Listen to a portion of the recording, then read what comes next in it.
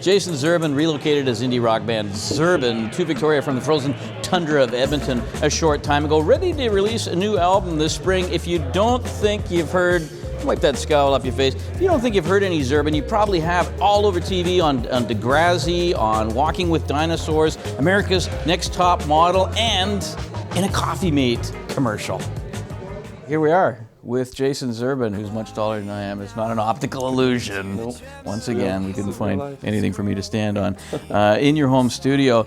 I gotta ask you right off the bat, though. Tell me about the Coffee Mate ad. I mean, maybe it seems a little funny to talk about an additive to coffee, but there's your music. Well, you know, I won't mention whether or not I've ever used the product. I was gonna ask you. But I will say that for independent bands, licensing for commercials and film, TV is the number one funder to be able to make your music. And for us, it's been significant in being able to continue making music and get all set up for this next record and tour and stuff like that. We've been super lucky, super blessed, just put our music out there and built some good relationships, and the right people hear it and connect it. And so, I don't know, I remember listening to someone talk about Lights and how she got her break, and I think it was through a Old Navy commercial, and they said, you know, just it's all about having a song that can, I don't know, a good song will take you there. So we're trying to, New Earth was a good song for us, and hopefully we'll keep writing more of them. Tell me about who is Zerbin at the moment. I mean, you're Jason Zerbin, but the band has been, it started out you, and then it was a duo, and then you sort of got a third guy in there, and then when you play live, it's almost a musical collective. Yeah, it's, what can I say? I mean, the world is still evolving, and us as musicians, there's always an evolution. So it started initially just as my own thing, and we started to get some traction under that as a personal thing. And there was a group of guys that kind of got around the band, and Peter Mole, who now me and him make up Zerbin. So it's kind of like the songwriting, creative duo. He was one of the guys who came on in drums then, and just started to form the foundation. And we've had like dear friends kind of come and be part of the band for a season, and then just like life takes them somewhere else. And I guess that's just the reality of being a musician. It's really hard to make it happen and make it be your main thing. But Zerbin now is Peter and Jason, and plus, I mean, there's a whole bunch of friends. You know, Brandon Clark and Duran Ritz have been touring with us on our last few tours, and Derek Gust also played bass with us for a while. So we've just had a bunch of different people, and I really like it that way because it keeps it fresh. Yeah, and it allows like a fresh embodying of our music, and we're the kind of people that are very ADD. So to play a song the same way every night like is very difficult for us, and I like the challenge of new musicians and interpretations and stuff. You moved out to Victoria not very long ago, like in 2012, from the cold prairies of Edmonton. Yes. But before you left, you won a couple of Edmonton Music Awards. I mean, it seems like almost things were exploding there, and then you change and you come out here. How come? Why the West Coast? Well, weather? Yeah. Let's be honest. Probably.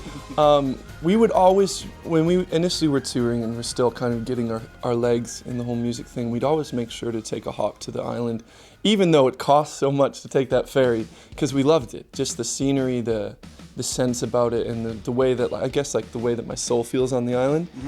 So for me, we had built in Edmonton. I was actually getting married, and we were thinking of where we wanted to live, and didn't want to live in Edmonton.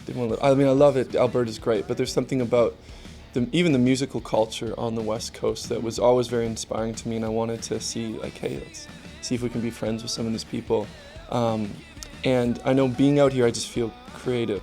New album coming out soon. Soon. How soon? And are you are you sort of putting things together now? We're putting things together now. We've had a great kind of season of building the team.